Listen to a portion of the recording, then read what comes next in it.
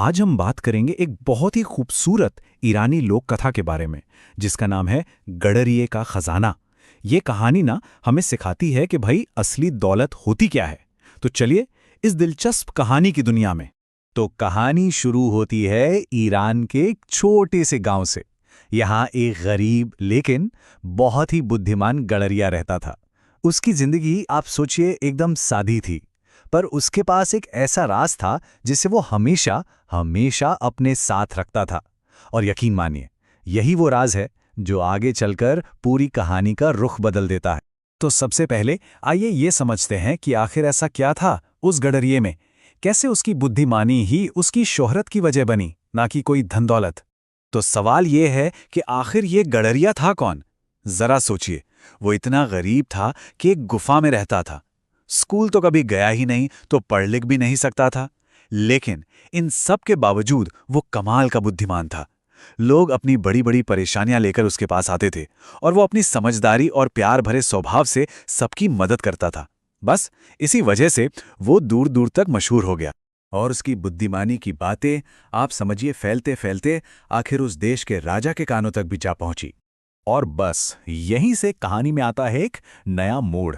राजा ने फैसला किया कि वो खुद इस गडरिये की सच्चाई को परखेंगे, लेकिन एक बहुत ही अलग अंदाज में।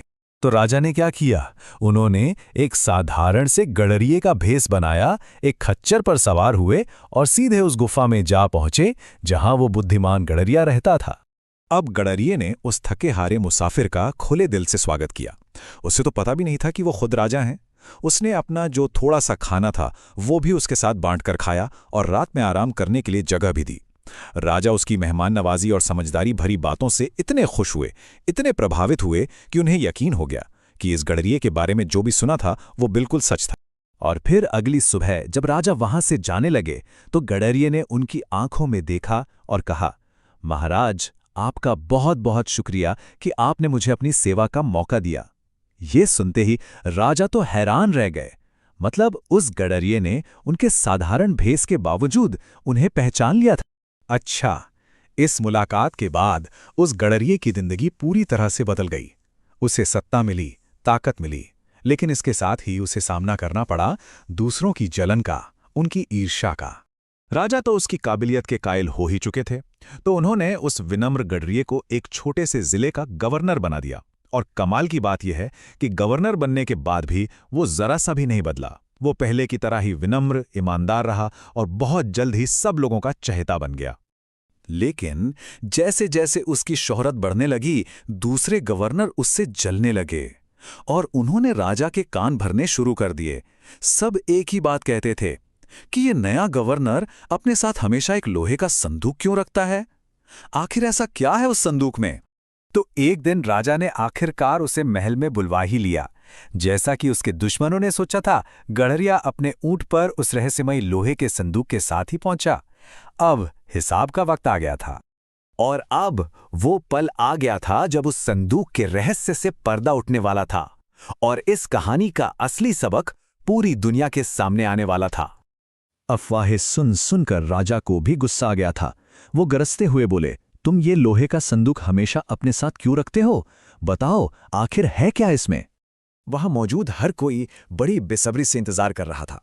सबको यही लग रहा था कि बस अब संदूक खुलेगा और उसमें से सोना, चांदी, हीरे जवाहरात निकलेंगे और गडरिये की बेईमानी का पर्दाफाश हो जाएगा। आखिरकार संदूक खोला गया, लेकिन अंदर ना सोना था, ना चांदी और ना ही कोई कीमती जवाहरात। उसके अंदर था तो सिर्फ एक पुराना फटा हुआ कंबल। ये देखकर राजा और बाकी सभी गवर्नरों की आंखें फटी की फटी रह गईं। सब हैरान।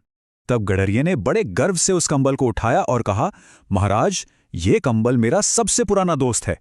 अगर कभी आप मेरे ये नए शाही कपड़े वापस भी ले लें तो भी ये कंबल हमेशा मेरी रक्षा करेगा। मतलब ये कंबल उसकी विनम्रता का प्रतीक था, इस बात का सबूत कि वो अपनी जड़ों को कभी नहीं भूला। राजा ये जवाब सुनकर बहुत बहुत खुश हुए और उस बुद्धिमान इंसान का जवाब सुनकर वो जो जलने वाले गवर्नर थे उनके सिर शर्म से झुक गए। गडरिये की ईमानदारी और बुद्धिमानी एक बार फिर सबके सामने साबित हो गई थी। और जानते हैं क्या हुआ? उसी दिन राजा ने उसकी इस अटूट ईमानदारी और बुद्धिमता का इनाम दिया। उसे एक और भी बड़े जिले का गवर्नर बना दिया गया। तो ये कहानी हमें सिखाती है कि असली खजाना सोना चांदी नहीं बल्कि हमारी विनम्रता, हमारी बुद्धिमानी और हमारी ईमानदारी है।